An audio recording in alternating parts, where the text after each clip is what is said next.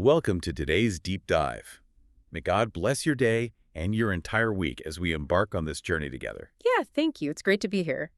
So, imagine putting an anti-government extremist and an IRS agent in a really small room, locking the door, and telling them, they need to start a global movement together. That sounds like a total disaster. Right. It sounds like a setup for a terrible sitcom. But 2,000 years ago, that was an actual literal blueprint for changing the world. It really was. I mean, it sounds absurd to our modern ears, but it's entirely historical. Yeah. Today, we are looking at one of the most disruptive pieces of historical and theological literature ever recorded. We're drawing on study notes and historical commentary from the Holman and NAA study Bibles, specifically focusing on the events laid out in Luke chapter 6. Okay, let's unpack this because chapter 6 represents a massive, undeniable turning point. You have Jesus publicly picking a fight with the highest religious authorities of his day. And he knows what he's doing, too. Exactly. Then, knowing the backlash that's coming, he recruits an incredibly unlikely leadership team. And finally, he delivers a message that completely redefines what it actually means to be a good person in the world. Right. It's a sequence of events that establishes an entirely new way of understanding authority, community, and personal ethics. Yeah. And the match that lights this whole powder keg seems almost comically minor to a modern reader. It starts with some hungry guys taking a walk through a field. Ah, right, the famous Sabbath controversies. Yeah. Let's set the scene for the listener here. So it's the Sabbath, the strict day of rest. Jesus and his disciples are walking through some grain fields. Just a casual walk. Yeah, just walking. And the disciples are hungry, so they start plucking heads of grain, rubbing them in their hands to get the husks off and eating the kernels. Yeah. And the Pharisees, the religious elite of the day, absolutely lose their minds over this. They do. They really freak out. Now, I used to read this and think, they were mad about theft. Like, hey, that's my wheat. But gleaning wasn't illegal, was it? No, not at all. Under the laws established way back in Deuteronomy, gleaning from the edges of someone else's field when you were hungry was perfectly legal. Okay, so it was like a provision for people in need. Exactly. It was essentially an ancient social safety net so the poor wouldn't starve. The Pharisees couldn't care less about the grain itself. They were furious about the work being done to get it. Because it's the Sabbath. Right. To the Pharisees, plucking the grain was technically harvesting. Oh, come on. Seriously. Rubbing it in their hands was considered threshing. Blowing away the chaff was winnowing.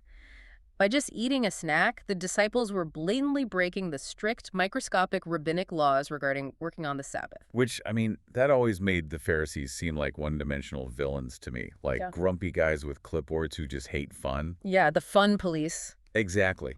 But I'm guessing there's a deeper psychological reason for why they were so hyper-focused on these microscopic rules. There is, and it's a crucial piece of historical context. You really have to understand why the Pharisees built these rules in the first place. Right. Centuries earlier, the Jewish people had watched their nation be completely destroyed, their temple burned to the ground, and their entire population exiled to Babylon. Which is incredibly traumatic. Massively traumatic. And the prophets told them this happened because they failed to uphold God's laws, including the Sabbath. So when they finally got back to their homeland, the religious leaders built what they called fences around the Torah. Fences. Like extra rules to keep you away from the actual rule. Precisely. If the law says don't work, the Pharisees created hundreds of extreme sub-rules so you wouldn't even get close to accidentally working. Oh, wow. They were terrified of angering God and being destroyed again. So when they see Jesus's followers casually breaking these fences, they don't just see a minor infraction. They see a threat. Exactly. They see a threat to the survival of their entire nation. Wow. That changes the stakes entirely. They aren't just being petty, they're terrified. But then Jesus responds in a way that just pours gasoline on the fire. He really does. If we connect this to the bigger picture, Jesus intentionally provokes this confrontation to make a profound point about his own authority. Right. He doesn't just say, hey, my guys are hungry, give us a break. He cites a famous historical precedent. He reminds them of King David, their greatest historical hero. The ultimate mic drop. Totally. He says, look, when David and his men were starving and on the run, they entered the house of God and ate the consecrated bread of the presence. And that was bread strictly reserved only for the priests. He's basically saying, if David could bypass the ceremonial law to sustain human life, so can I. And he goes a step further than that. He boldly declares, the Son of Man is Lord of the Sabbath. Which is huge. It's massive. He is claiming direct divine authority over the very institution they are trying so hard to protect. And he proves it almost immediately right. Like, Oh. on another Sabbath, he's teaching in his synagogue. There's a man there with a withered right hand. Yeah, the stakes go up again. And the religious leaders are watching Jesus like hawks to see if he'll heal the man.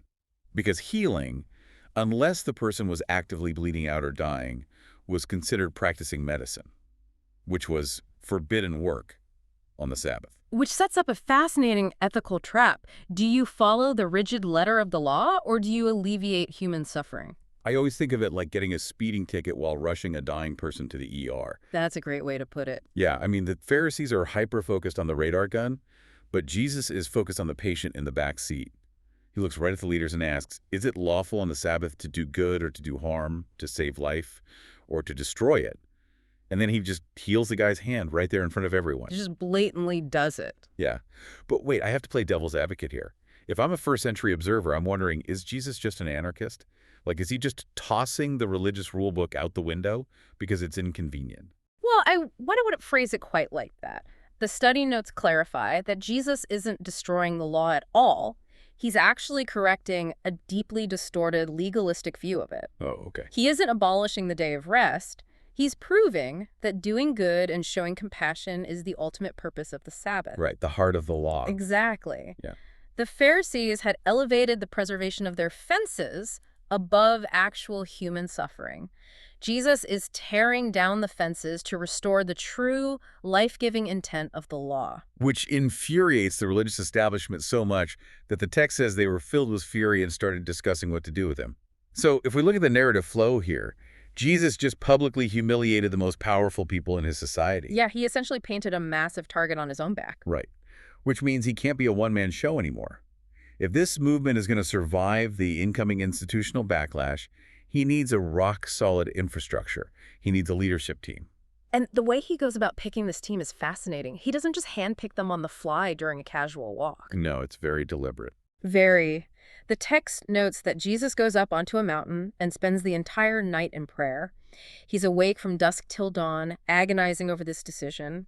It underscores the immense gravity of what he's about to do. Wow. And then when morning comes, he calls his broader group of followers together and selects 12 of them.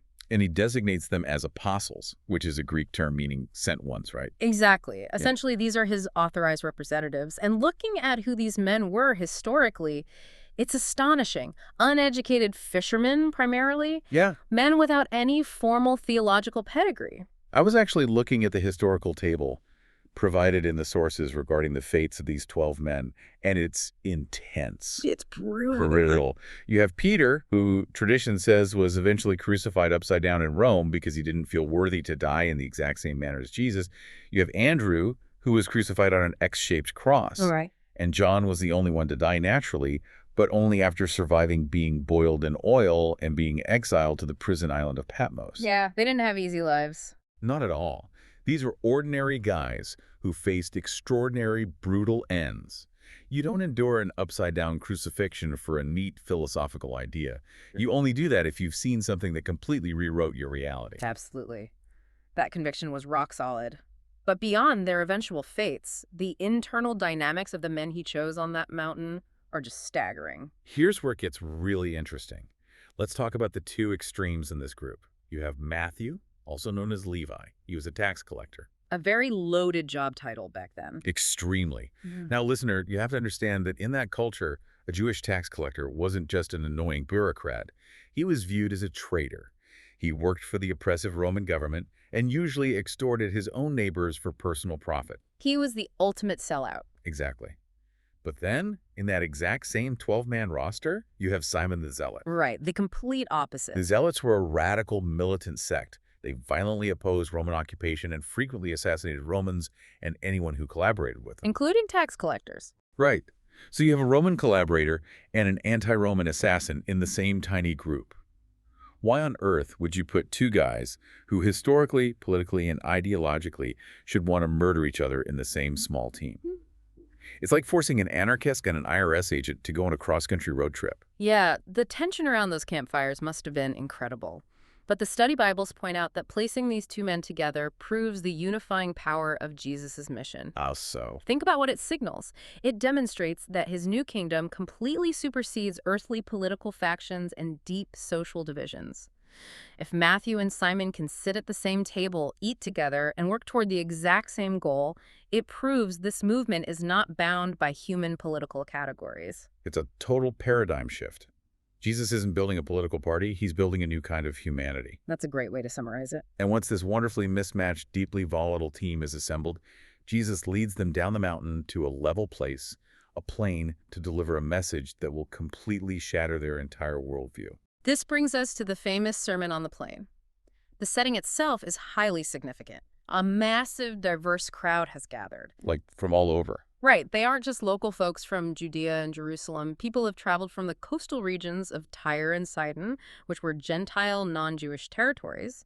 It shows the undeniable cross-cultural draw of his message. And they're drawn by what he's doing. The sources mention that power, the Greek word used is dunamis, is literally coming out of Jesus. Yes, dynamic power. He is healing physical diseases, Yeah. casting out unclean spirits, curing everyone who tries to touch him. And then, amidst all this chaos and healing, he looks at his disciples and starts teaching. And this raises an important question, especially for anyone who grew up reading the broader biblical texts. How does Luke's account of this sermon differ from Matthew's extremely famous Sermon on the Mount? Right, because they are different. Very different. The study notes bring in a fascinating textual comparison here. While they share the same core ethical teachings, Luke's version focuses heavily on stark, undeniable physical realities. Let me make sure I understand. In Matthew's version, you read, "Blessed are the poor in spirit." It's very internal. Exactly. But here in Luke, Jesus looks directly at the crowd and says, "Blessed are you who are poor." He says, "Blessed are you who hunger now." He's talking to the from, literally broke and the physically starving. He is. Luke presents these profound, jarring contrasts through a series of beatitudes and corresponding woes. Okay. Jesus says, "Blessed are the poor, the hungry, the weeping, and the rejected." But then he follows it up with a terrifying counterpoint. He says, "Woe to you who are rich, for you have already received your comfort. Woe to you who are well-fed now, for you will go hungry. Woe to you who laugh now, for you will mourn and weep." Hold on. Let me stop you right there because I know what the listener's probably thinking right now.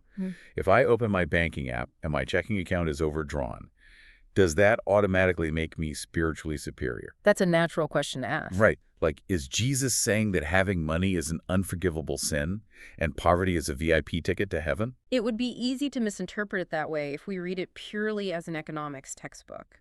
But the commentary notes clarify the deeper spiritual mechanism at work here. Which is?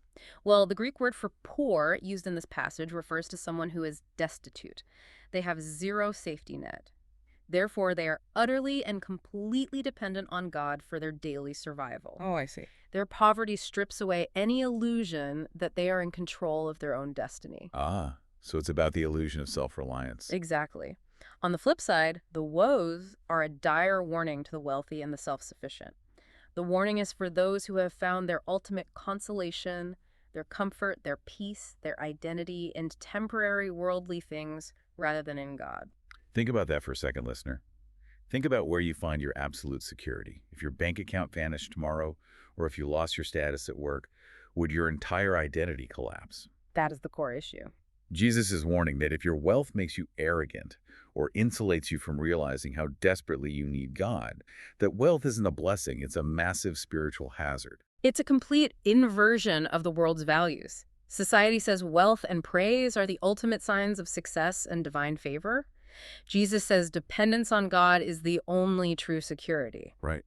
And that internal posture of utter dependence leads directly into the most difficult part of the sermon, how you're supposed to treat the people around you.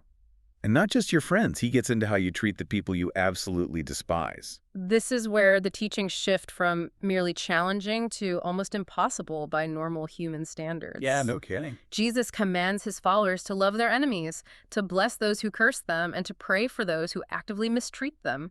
If someone strikes you on one cheek, turn the other. If someone takes your coat, offer your shirt as well. He's laying out the golden rule, do to others as you would have them do to you. But he takes it so far beyond just waving at your neighbor. Oh, way beyond. He points out that if you only love the people who love you back, What credit is that to you? Even corrupt tax collectors do that.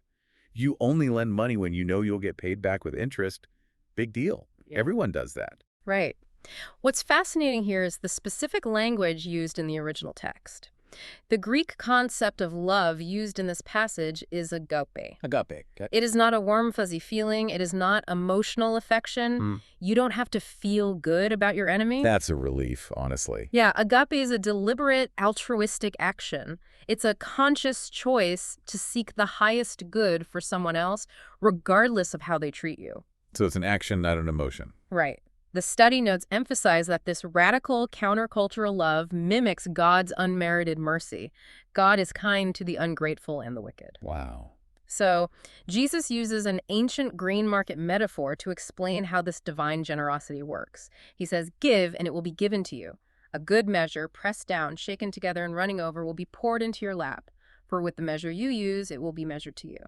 What does that actually look like in an ancient market? I'm trying to picture it. Well, imagine buying grain. The seller pours it into the fold of your garment.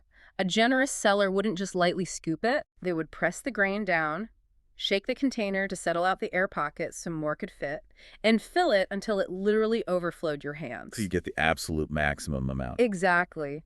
Jesus is saying this is how extravagantly God measures grace. But crucially, it is also the standard by which we will be judged. However generously you treat your enemies, that's how God will treat you. Man, so what does this all mean for us today? Because Jesus follows up this beautiful, overflowing grain imagery with some of the funniest but also most brutal imagery in the entire Bible. The speck in the plank. Yes, he talks about hypocrisy. He criticizes the person who is desperately trying to pick a tiny speck of sawdust out of their brother's eye while completely ignoring the massive wooden plank sticking out of their own eye. That's just a hilarious mental image. It really is. It's like screaming at someone for a bad parallel parking job while you're literally driving your own car through the front window of a grocery store. That is the exact visualization he's going for. The sheer absurdity of the plank metaphor is meant to make the crowd laugh, but it carries a severe warning. But let me ask you this. Does this mean I can never call out bad behavior? Like, if my friend is making a terrible, destructive decision, am I supposed to just stay silent because I'm not perfect either? That's a great question, and the study notes clarify that Jesus isn't telling us to abandon all moral discernment. Okay, good. We don't just leave the sawdust in our friend's eye to blind them. Look at the sequence. Jesus says, "First, take the plank out of your eye, and then you will see clearly to remove the speck from your brother's eye." So we do help each other. We just can't do it from a place of arrogance. Exactly. It strictly forbids hypocritical, condemning judgment. You cannot harshly critique the minor flaws of others while remaining willfully blind to your own massive, glaring failings. That makes perfect sense. It all comes down to authenticity. And Jesus explains this using the concept of a tree and its fruit. He says, "No good tree bears bad fruit, and no bad tree bears good fruit. You don't pick figs from thorn bushes." Right, the agricultural logic is pretty straightforward, but the spiritual application is heavy. Very heavy. The notes highlight that our words and actions are simply the overflow of our hearts. You cannot consistently produce good fruit, like loving your enemies, forgiving those who hurt you, or showing radical generosity if your internal root system is fundamentally corrupt. The fruit always reveals the root. Exactly. It's a really tough mirror to look into. And Jesus knows human nature. He knows that just listening to a great sermon, nodding along and thinking, wow, what a beautiful philosophy, isn't going to change anything. No, it never does. So he ties all these incredibly difficult teachings together with a final haunting parable. The parable of the two builders. This is the ultimate test of everything he has just said on that plane. He looks at the crowd and asks a question that frankly should make all of us a little uncomfortable. He says, "Why do you call me Lord, Lord, and do not do what I say?" It cuts right to the core. It really does. And then he tells the story of two different builders. One digs down deep through the dirt and lays a solid foundation on bedrock. The other just builds his house right on top of the soil without any foundation at all. Right. Listener, think of it like downloading a really expensive fitness app. You tell everyone you know how great the app is, you read all the articles on the app, you buy the branded water bottle, but you never actually do a single push-up, and then you act shocked when you don't get in shape. That's a brilliant modern equivalent. It's the exact same dynamic. The study Bibles emphasize that hearing the word without actually practicing it is fatal. Fatal, wow. Because in the parable, a flood comes. A river violently bursts against both houses. The floodwaters and the violent river represent the inevitable trials, the sudden crises of life, and ultimately divine judgment. And the house without the foundation just completely collapses. It's ruined in an instant. But the house built on the rock, the one where the builder did the hard work, cannot be shaken. Because true discipleship requires the grueling, unglamorous work of digging deep. Building a foundation of actual obedience is hard, invisible work. It is. It's so much easier to just listen to a beautiful sermon, feel inspired for an hour, and go home. But inspiration without action collapses the moment the pressure hits. Jesus is telling his newly formed team of apostles and the massive crowd that their survival depends entirely on putting his radical teachings into practice. It's not enough to admire the architect. You actually have to build a house according to his blueprints. Well said. And those blueprints, as we've seen today, demand a total restructuring of how we view reality, from how we observe rules instead of loving people, to who we associate with, to how we handle our money, and how we treat our absolute worst enemies. It really is an upside-down kingdom, and it forces the listener to evaluate what they are actually building their life upon. It really does. Which brings us to the end of our journey today. But before we go, I want to leave you with a final thought to chew on. Okay. We live in an era of digital curation.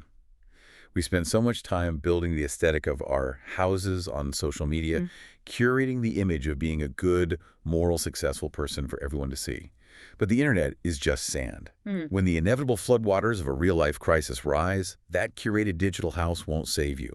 What invisible, unglamorous bedrock of private action are you actually digging into when no one is watching? Thank you for joining us on this deep dive. God blesses all the listeners. See you next time.